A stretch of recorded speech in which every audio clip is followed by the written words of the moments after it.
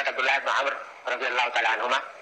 جو بڑے عابد و زاہد صحابی تھے، وہ روایت فرماتے ہیں کہ نبی کریم صلی اللہ علیہ وسلم نے ارشاد فرمایا کہ تمام دعاؤں میں سب سے جلدی قبول ہونے والی دعا وہ ہوتی ہے جو کوئی ایک مسلمان دوسرے کسی ایسے مسلمان کے حق میں کرے جو اس وقت موجود نہ ہو۔ اگر آپ کسی اپنے مسلمان بھائی کے لیے دعا کریں جو اس وقت دعا کے وقت میں موجود نہیں ہے، غائب ہے، تو فرمایا کہ تمام دعاؤں میں سب سے زیادہ جلدی قبول ہونے والی دعا وہ ہوتی ہے جو اپنے مسلمان بھائی کے لیے کی جائے۔ اگلی حدیث میں امام بخاری رحمۃ اللہ علیہ صدیق اکبر رضی اللہ تعالیٰ سے روایت کی ہے کہ صدیق اکبر رضی اللہ عنہ نے فرمایا کہ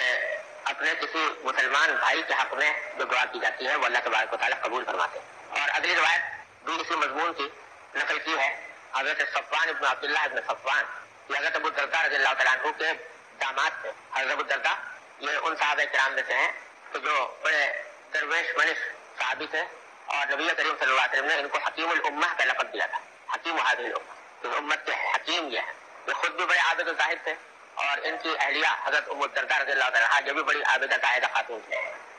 تو یہ ان کے داماد ہیں۔ وہ کہتے ہیں کہ میں اپنے خسر ساس اور سسر سے ملنے کے لیے شام گیا، شام میں رہتے، جا کر دیکھا تو ابو الدرداء رضی اللہ تعالیٰ عنہ گھر میں موجود نہیں تھے، ان کی اہلیہ موجود تھی۔ تو انہوں نے مجھ سے پوچھا کہ کیا تمہارا اس سال حج کا ارادہ ہے؟ میں نے کہا جی ہاں حج کا ارادہ ہے۔ حضرت ابو الدرداء نے فرمایا کہ فدع اللہ لنا بخیر، کہ ہمارے لیے اللہ تبارک و تعالیٰ سے دعائے خیر کرنا وہاں جب حج کو جاؤ گے۔ پھر حدیث سنائی کہ اس واسطے کہ نبی کریم صلی اللہ علیہ وسلم فرماتے تھے کہ ان دعوت المرء المسلم مستجابۃ لاخیہ بظاہر الغیب عند رأسہ ملک موکل۔ فرماتی ہیں کہ رسول کریم صلی اللہ علیہ وسلم نے فرمایا کہ جب کوئی مسلمان شخص اپنے کسی بھائی کے لیے اس کے پیٹھ پیچھے اس کی غیر موجودگی میں دعا کرتا ہے تو اللہ تبارک و تعالیٰ اس دعا کو قبول فرماتے ہیں۔ اور ساتھ میں یہ بھی فرمایا کہ جب دعا کرنے والا دعا کر رہا ہوتا ہے تو اس کے سر کے پاس ایک فرشتہ اللہ تعالیٰ کی طرف سے مقرر ہو جاتا ہے، اور جب بھی وہ اپنے کسی بھائی کے لیے دعا کرتا ہے کوئی خیر کی کہ اللہ اس کو فلاں چیز عطا فرما، تو فرشتہ دعا کرتا ہے کہ میں آمین کہتا ہوں تمہاری اس دعا پر ولک بمثل،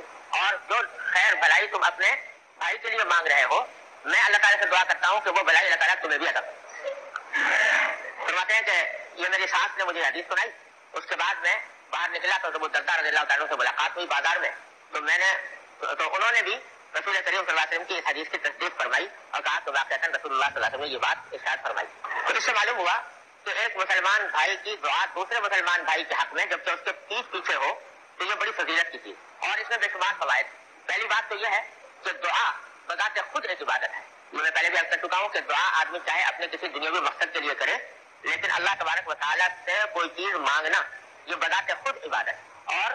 آدمی کی وہ دعا جو مانگ رہا ہے وہ ملے یا نہ ملے اس عبادت کا ثواب تو فوراً ہی مل جاتا ہے۔ تو پہلا فائدہ تو یہ کہ دعا کرنے کی توفیق ہوئی اور اس پر دعا کا اجر و ثواب ملا، عبادت اس کے نام اعمال میں لکھی گئی۔ دوسری بات یہ کہ اپنے ایک بھائی کے حق میں دعا کر رہا ہے جو موجود نہیں، تو کسی مسلمان کی خیر خواہی یہ ایک مستقل عبادت ہے، اور اس پر اللہ تبارک و تعالیٰ کے یہاں سے مزید اجر ہے۔ تو دو عبادت جمع ہو گئی، ایک دعا کی عبادت، دوسرے کسی مسلمان بھائی کی خیر خواہی کی عبادت جو بذات خود بہت اجر و ثواب کا موجود ہے۔ تیسرے یہ کہ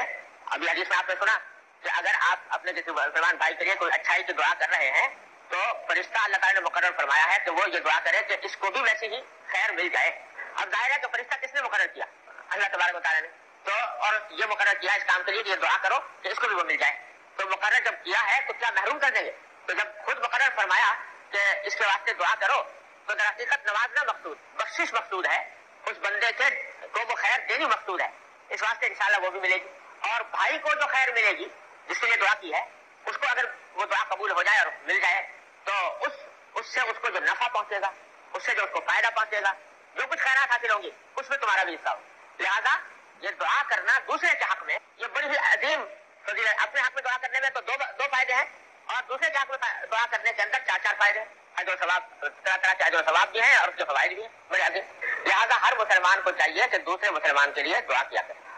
درود ان پر سلام ان پر یہی کہنا خدا کا ہے، خدا کے بعد جو ہے مرتبہ صلی علی کا ہے، وہی سردار